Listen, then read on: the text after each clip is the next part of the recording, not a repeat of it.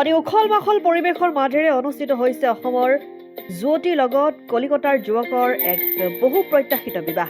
কথাতেই কয় নহয়, প্ৰেমতে ফুলে শতদল, প্ৰেমতে ঘূৰে ভূমণ্ডল। প্ৰেমেই সৰ্বশ্ৰেষ্ঠ, প্ৰেমেই যে সৰ্বোচ্চ, প্ৰেমে যেন অচিনাকিজনকো কৰি তোলে মনৰ আপোন, প্ৰেমে যেন ভাঙি দিয়া সকলো বাধাৰ প্ৰাচীৰ। এই আপ্তবাক্যশাৰী সত্য প্ৰমাণিত কৰি অৱশেষত অনুষ্ঠিত হ'ল অসমৰ জীয়াৰী আৰু কলিকতাৰ যুৱকৰ মাজত এখন বহু প্ৰত্যাশিত বিবাহ।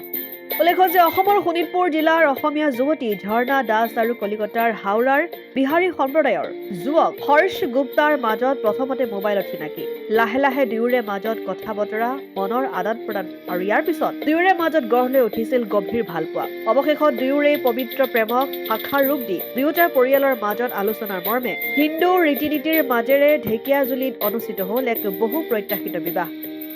দুয়োৰে এই পবিত্ৰ প্ৰেমে যেন দুখন ৰাজ্যৰ লগতে দুটা সম্প্ৰদায়ৰ মাজত অসমীয়া আৰু ভোজপুৰীৰ বাধাৰ প্ৰাচীৰ ভাঙি গঢ়ি তুলিলে সুমধুৰ সম্পৰ্ক। সম্পূৰ্ণ বিৱৰণ অনুসৰি অসমৰ শোণিতপুৰ জিলাৰ ঢেকীয়াজুলি ৰাজহচক্ৰ এলেকাৰ নতুন সিৰাজুলিৰ বাসিন্দা যতীন দাস আৰু জ্যোতি দাসৰ জ্যেষ্ঠ কন্যা ঝৰ্ণা দাস আৰু কলিকতাৰ হাওৰাৰ নিবাসী মহেশ গুপ্তাৰ পুত্ৰ হৰ্ষ গুপ্তাৰ মাজত গঢ়ি উঠিছিল গভীৰ প্ৰেম। তেওঁলোকৰ দুয়োৰে প্ৰেমক মৰ্যাদা দি দুয়োটা পৰিয়ালৰ মাজত আলোচনা মৰ্মে ঢেকীয়াজুলি বিবাহ পঞ্জীয়ন বিষয়া কাৰ্যালয়ত যোৱা 6 নৱেম্বৰ তাৰিখে দুয়োৰে মাজত সম্পন্ন কৰা হৈছিল আইন বিবাহ। ইয়াৰ পিছতে অতি ধুমধামেৰে আত্মীয় স্বজন, ওচৰ চুবুৰীয়া সকলোকে লৈ ঢেকীয়াজুলি শ্ৰী শ্ৰী হনুমান মন্দিৰত অনুষ্ঠিত হ'ল এক সমন্বয়ৰ সামাজিক বিবাহ। মই মোৰ নাম শ্ৰী ৰত্নেশ্বৰ দাস, ছোৱালীৰ কইনাৰ মই জেঠুৱকহে। তেওঁলোকৰ চিনাকি হৈ বিবাহৰ কাৰণে আগবাঢ়িছোঁ। এইটো সম্বন্ধ কৰিব লাগে। আমি এই ৰাজনীতিত নাথাকি পেলাই এইবিলাক সম্বন্ধ জাতি বা বেংগলী বা বিহাৰী বুলি নাভাবি আমি সম্বন্ধবিলাক গঢ়ি তুলিব লাগে। মৰম চেনেহৰ মাজত বিবাহ সম্বন্ধ ৰাখিব লাগে, তেতিয়া আমাৰ ইজনে সিজনৰ লগত মৰম চেনেহ থাকিব। আমি নিজৰ হিন্দু ধৰ্মৰ মাজতে আমি বিয়া দিছোঁ, ইয়াত কোনো অসুবিধা নাই। আমি বুজি পাইছোঁ সকলোৱে এইবিলাক মিলা প্ৰীতিত থাকিব লাগে।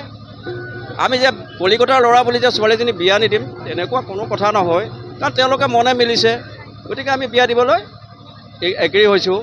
গতিকে বিয়া আগবাঢ়িলোঁ। আজি বিয়া তেওঁলোকে এতিয়া আমাৰ ঢেকীয়াজুলি হনুমান মন্দিৰত উপস্থিত আছে।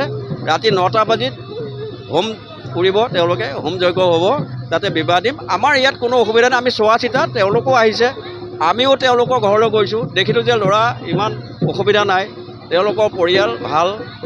আমাৰো এখেতেও চাকৰি ৰিটায়াৰমেণ্ট ল'লে, গতিকে ডাঙৰ ছোৱালীক বিবাহ দিছে, আমাৰ কোনো আপত্তি নাই। ইয়াত ভাল লাগিছে, একো বেয়া লগা নাই। ধন্যবাদ। মই ছোৱালীৰ দেউতাক বিয়া দিব ওলাইছোঁ। ছোৱালী পশ্চিমবংগত, কলকাতা। মই দেউতাক আজি বিবাহ কাৰ্য চলি আছে। ঢেকীয়াজুলিৰ পৰা প্ৰশান্ত বৈশ্যৰ ৰিপৰ্ট, অসম আদিত্য। NKS হুণ্ডাইলৈ স্বাগতম। নৰ্থ ইষ্টৰ প্ৰথম GDSI 2.0 ফিচাৰ্ছ ডিলাৰ হৈছে NKS হুণ্ডাই। অত্যাধুনিক সা সুবিধাৰে তৈয়াৰী মষ্ট আপডেটেড হুণ্ডাই ডিলাৰ এতিয়া ডিব্ৰুগড়ত। আমাৰ NKS হুণ্ডাই ডিলাৰত open sales consulted room, customer ৰুমৰ লগতে পুৰণি গাড়ীৰ এক্সচেঞ্জ ফেচিলিটিও ৰখা হৈছে। ইয়াত চেলছৰ লগতে ছাৰ্ভিচ ছেক্টৰৰ সুন্দৰ সুবিধা আছে। প্ৰয়োজনীয় সকলো এডভান্স টুলছ, হুইল বেলেন্সিং, এলাইনমেণ্টৰ অত্যাধুনিক machine, post hydraulic lift, fully train man পাৱাৰৰ লগতে nitrogen gas filling facility, fully automatic car ৱাছৰ ফেচিলিটিও আছে। লগতে NKS হুণ্ডাই ডিলাৰে কাষ্টমাৰসকলৰ সুবিধাৰ্থে মোবাইল ছাৰ্ভিচ ভেনৰো ব্যৱস্থা ৰাখিছে, য'ত হাইড্ৰলিক লিফ্ট, ৱাশ্বিং facility, wheel balancing, tyre pressure check কৰাৰ লগতে বহুখিনি সুবিধাই উপলব্ধ আছে। NKS হুণ্ডাইলৈ আহক আৰু সুবিধাসমূহ গ্ৰহণ কৰক।